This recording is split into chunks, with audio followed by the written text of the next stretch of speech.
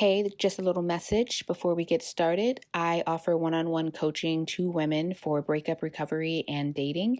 So if you're interested, just send me an email at tracy@tphtherapy.com. That's TRACIE at tphtherapy.com.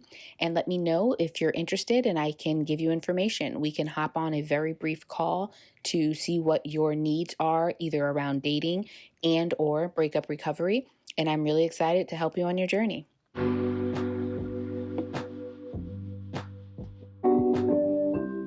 Hey, I'm Tracy Pinnock, and welcome to the Bitter to Better podcast, where I talk all things love and life that help women live better after breakups. I'm glad you're here, and let's get into it.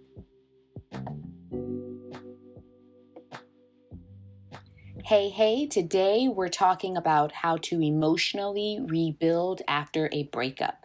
So I think of breakup recovery in 3 phases: the survival phase, the maintenance phase, and the thriving phase. And there are different tasks that we are tending to in each phase. And no phase has any specific amount of time. Everyone's journey is different because breakups fall into the grief and loss category. So just as when someone dies, we grieve, and the idea is that everyone's grief process is unique to them and it goes on its own timeline, so does grieving the loss of your relationship. So does grieving any significant loss in your life. So I want to talk about the emotional process of rebuilding after a breakup. There's a previous podcast episode where I talk about some of the practical aspects, particularly from my own personal experience and story. This is where I'm going to kind of lay lay out a process for things to do as part of helping you emotionally move through your breakup. First off, it's the most obvious thing, and it's the thing that people tend to try to avoid the most. That is to allow yourself to feel. Give yourself the time, the space, the privacy to feel your feelings. Your sadness, your anger, your disappointment, your embarrassment, your shame, your confusion, your ambivalence. Insert whatever you're feeling, your fear. There are multiple emotions that you are feeling due to a breakup, a separation, a divorce, any ending of a romantic relationship. And so it is very important to allow yourself to feel that and to not just stuff your feelings all the time and act like they're not there and try to just move on. There's absolutely, of course, a time and place, or I should say, there are a number of times in which it is inconvenient to allow ourselves to fully experience our emotions, to cry or scream or just be, closed off to people because we're working or we're parenting or we're trying to be a good friend or a good sister or et cetera, et cetera. So of course, every moment isn't the ideal moment for us to feel our feelings, but we also need to allow those moments to exist. And quite frankly, by you giving dedicated time and space to feel your feelings, it helps reduce the likelihood that they're just going to come out during a inconvenient time in your life. So the question becomes, well, how do I allow myself to feel my feelings? Oftentimes, it requires some privacy. Not being around other people is a good way to start. So I like the idea of literally setting aside, let's say maybe 20 minutes, 30 minutes, where you're going to sit by yourself and just allow your thoughts to wander and go wherever they go. Because when you really think about it, much of our time is spent not letting our thoughts wander. Our thoughts are focused on working, on getting to that appointment at a certain time, cleaning the house, you name it, helping kids with homework, sleeping, whatever. And a lot of our time is not spent just allowing our thoughts to wander and to reflect, which means to think about things and ask ourselves questions. So you can choose to do say, hey, when I wake up in the morning, I'm going to give myself 20 minutes to just think or to write or to voice record myself, just my random free thoughts. They don't need to make any sense. But in particular, when I'm trying to deal with the emotions of my breakup, I might ask myself, how do I feel about my breakup? And let it all come out. A formal exercise that I often recommend to people to do is what I call the emotional identification exercise. It's about being able to identify what you're feeling, identify why you're feeling it, and then identify tasks that help to soothe you through it. So if you're going to write this down, if you're going to journal if you're going to do this, exercise like as a journaling exercise, you would have 3 columns on your paper. Column 1 would be the emotion. Column 2 would be why you're feeling the emotion. And column 3 would be task to help soothe you through the emotion. So you would sit down and you would ask yourself, what are the different emotions that I'm feeling about this? Sadness and anger tend to be very obvious ones. So you might say there's sadness. So you'd put that in column 1. Under sadness, you'd put anger. Under that, you'd put whatever else you're feeling. Maybe you're feeling anxiety. Maybe you're feeling embarrassment, shame, guilt, confusion, disappointment, fear. We can go on and on and on. All the emotions that come up for you, you're going to write them down in that column 1. Column 2, you're going to ask yourself, why am I feeling anger? What are the reasons? How the relationship ended, or what my partner did or said to me, or how people responded to me afterwards, whatever. There can be multiple reasons for the anger. You're going to do the same thing for sadness, for every other emotion that you have listed there. What are the reasons that I'm feeling this emotion in regards to this topic, my breakup? Then in the 3rd column, you're going to really think and brainstorm on activities and tasks that help to soothe you through that emotion. So just from your life experience, you may find that when I'm angry, it's helpful for me to move my body. So going out for a walk or a run or exercising or hula hooping is helpful for me. Listening to music might be helpful to me. Talking to someone might be helpful to me. Meditating, cleaning. The list can go on and on. Taking a nap, doing some work to distract myself. But what I'm having you do here is to actually sit and take time to think, what are all the things I've come to find can be helpful to me when I'm angry, when I'm sad, when I'm embarrassed. And a lot of these tasks and activities might be the very same for all these different emotions. Ultimately, you are identifying what helps to soothe you as a person. And this is a very valuable task, because right now we're talking about your emotions in relation to your breakup, but this really applies whenever you're dealing with tough emotions and wanting to find ways to soothe yourself. So outside of giving yourself time and space to feel your emotions, there are some other things that you can be doing to help soothe yourself or to help yourself cope. Definitely talking to trusted others, friends, family, coworkers, a therapist, but pretty much social contact, social connection with other people. So some of the people may be people who are really good at emotionally supporting you. Some people might be good at giving advice. Some people may have gone through what you're going through. Some people may be good at doing things with you to help distract you. Some people may be good about giving you a kick in the butt to kind of get things moving. Some people may be good with, giving you hugs and physical affection that help to soothe you. But what I'm saying is utilize your social resources, seek people out. These may be people who are already in your life, like friends and family. This may be finding a therapist. This may be joining support groups, finding Facebook groups and online groups for people who are going through a divorce or a separation or breakups, things like that. This may be seeking out coaching services, things like that. Hello, I'm available. But it is about connecting with other people who you trust and who are supportive to you. Do you like what you're hearing? Are you picking up what I'm putting down? Want to help the pod? If so, please know it's greatly appreciated, and I welcome you to support the Bitter to Better podcast however you can. Might I suggest a few options? First, please rate and review the show on Spotify, Apple Podcast, or whatever platform you choose. Next, how about sending this podcast to one friend who you know could use it? This way, she can't say you've never given her anything. If you're really riding with me, talk about the show on social media and tag me. I'm at Tracy Panak on Instagram. And lastly, if you ever use any products or services I mention in the pod, can you tell them Tracy Panak from the Bitter to Better podcast sent you? Please and thank you.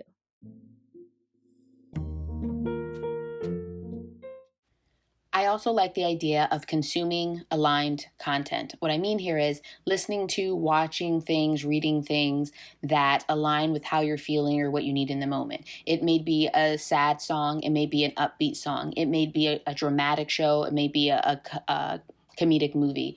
It may be reading things online, reading books, whether self-help and factual books and memoirs of people who have been through something similar to you, or fictional stories that are very much related to what you're going through so that you can feel validated, or things that take you completely out of what you're going through, something that's, fantasy or sci-fi or things like that. But engaging in content, in media, in art, that helps to soothe you, whether it's because it helps you feel validated because it's similar to your experience, or whether it takes you completely out of your experience and kind of distracts you. So think of things you can read: audiobooks, podcasts. Hello, here's one. Television shows, movies, music, all of these sort of things that you can engage in consuming that help to soothe you and help you cope. Kind of similar to the point I just made about consuming content, seek comfort in healthy distractions. So that can be television or movies, but it might be nature and being, taking walks, being by the water, being amongst trees, being in the sunshine, music, dancing, moving your body, being with pets, being with certain people who help to soothe you, parenting, doing the things that you need to do, like parent your children, go to work, clean your house. Take naps. But what I'm saying are things that actively get your mind off of the thing, things that distract you or get you so focused that you don't have the ability to think about the thing. Healthy distractions for, certain periods of time can be very useful and very helpful. What you don't want to do is distract yourself so much that you don't allow yourself to do point one, which was give yourself time and space to feel your feelings. But if you're giving yourself time and space to feel your feelings, then it's also very healthy for you to do things that allow you to not think about the thing that's causing you distress.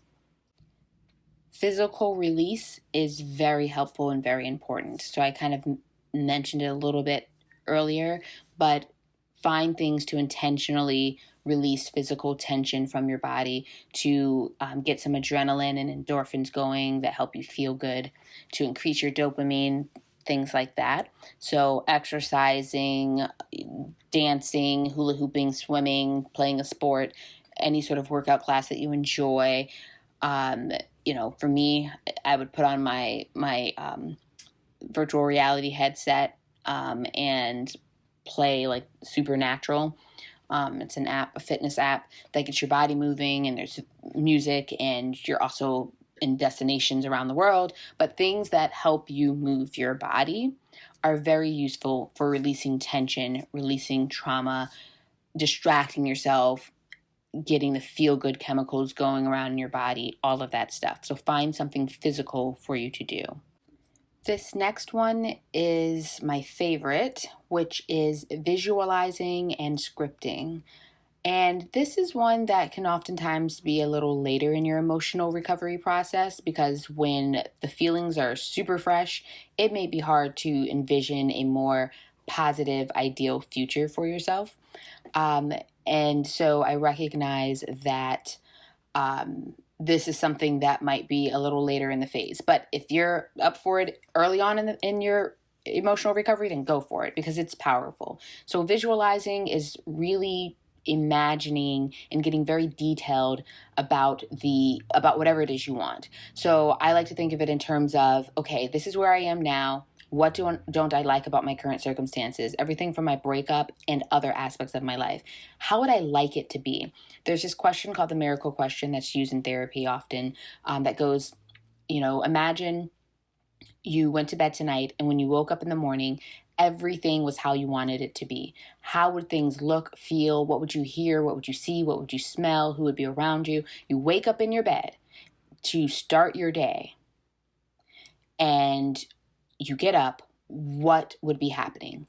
Pretty much map out your day to me.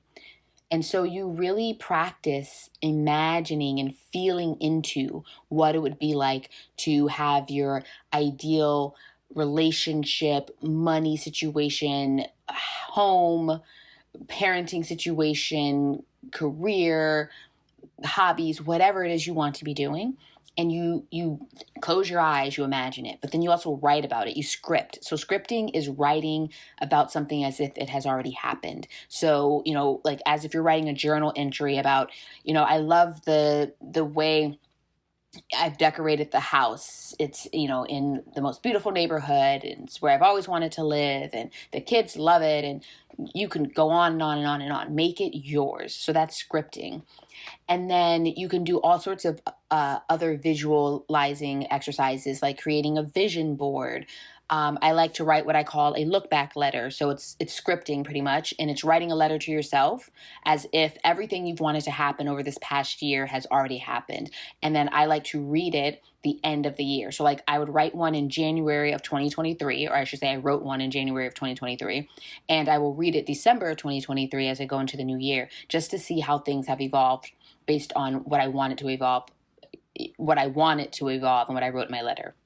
And I do this every year, and I love it, and it's powerful. So leaning into the things that give you hope for the future. This is the part where you're looking ahead at how you want things to be, even if they're not quite that way right now. But this is a hugely helpful emotional exercise because it really gets you excited about what your goals are and where you want to be in life. So I highly recommend you do some form of visualization and scripting. And if you really want to get heavy, get yourself into some law of attraction, follow some Esther Hicks, YouTube, Google, there's books. I love it. Some Amanda Francis, some Francesca Amber, some Manifestation Babe. Just look them up. But yeah, so I hugely recommend visualizing, scripting. Ultimately, goal setting is really what it is, but it's doing it from more of a soulful, emotional place. And then lastly, to circle back around to the idea of therapy, if you feel that you could really use some therapy to help yourself cope, then go for it. You might be experiencing some anxiety or depression over your breakup. You might have experienced some trauma, whether in the relationship or due to the breakup. So definitely seek out professional help if you feel you need it. That also leads us into the possibility of medication for like anxiety or depression, which is something that a psychiatrist or your primary care doctor could help you with. So also, be open to considering other options if you feel like it's really to an extent where you're really finding yourself struggling, and recognize that something like a breakup, separation, or divorce can result in higher levels of anxiety or depression or even experiences of trauma. So don't discount those things and seek out professional help if you need to. My quick go-tos for finding a therapist are psychologytoday.com or the website for your insurance provider. They would provide you a listing. There's also Open Collective, which is a database for therapists who are offering reduced fee sessions. Therapy for Black Girls is a directory of Black therapists. And I would say, Googling therapist in your town as well is also a good way to find therapists. All right, that's what I have for today. So definitely make sure to give yourself time and space to feel your emotions. This is an emotional process. And to be clear, it's not that, as you go along the process, as you move through the phases of survival, maintenance, and thriving, it's not to say that when you're at the thriving phase, you're never going to have down or sad moments, because by all means you may have certain memories or certain triggers that come up that make you feel sad. Understand that you're not failing or going backwards by having emotional moments, later on in your recovery process. So sometimes people will feel like, oh, I've been doing so well. I haven't cried for 2 weeks. And then I cried the other day, or I felt sad the other day. Yep, that's called being human. And the road to recovery and rebuilding is not this, straight, line upwards. It's this jagged line that mimics more of a heart rate monitor. So just have realistic expectations of your own healing process and your own healing journey, and recognize that you're going to flip-flop here and there, and that is totally normal and to be expected. But I hope that these things are helpful to you in your emotional rebuilding process after a breakup.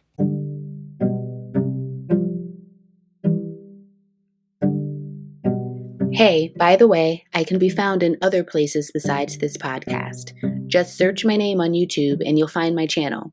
Subscribe for periodic how-to videos for dealing with breakups and mastering dating. That's right, I said mastering dating. It's a skill, ladies. I can also be found on Instagram at Tracy Panak. And lastly, I most encourage you to join my email list where you get breakup and dating support delivered to your inbox, in addition to getting the most exclusive access to my programs and coaching services. My email list subscribers are the first to know when my coaching programs launch and the only people to get discounts when they're offered. As always, I'm glad we got into it and looking forward to next time.